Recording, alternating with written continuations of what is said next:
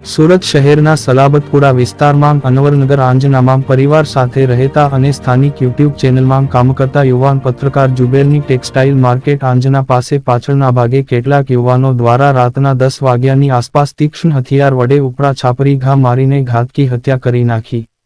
પત્રકારને Surat civil હોસ્પિટલમાં સારવાર માટે લઈ જવામાં આવ્યા, પરંતુ તેને મૃત ઘોષિત કર્યો. હાલ સલાબતપુરા પોલીસનો કાફલો સાથે ડીસીપી ગઢવી સાહેબે તપાસ શરૂ કરી છે. મિત્ર દ્વારા વાતચીત દરમિયાન બોલાચાલી થઈ અને હત્યા થઈ તેવું સૂત્રો દ્વારા જણાવવામાં આવ્યું છે. જુબેર ફ્રન્ટ લાઇન ન્યૂઝ ચેનલનો પત્રકાર હતો.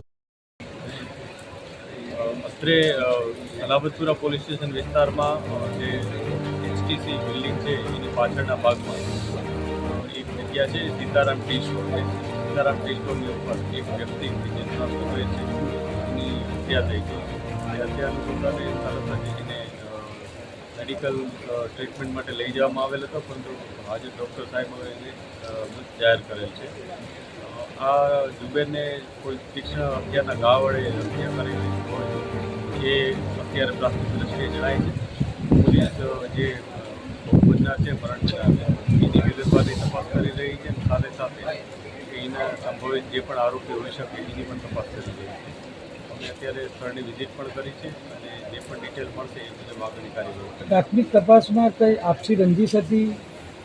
અત્યારે અમે જે ભોગ બનનાર છે એની બીજી બધી વિગતો મેળવી રહ્યા છીએ, જેથી એને કોઈ સાથે કોઈ પ્રોબ્લેમ હતો, કોઈએ એને ધમકી અગાઉ આપી હતી, આપસી રંજીશ હતી, કોઈ ધંધાકીય બાબત હતી કે વ્યક્તિગત કોઈ બાબત હતી.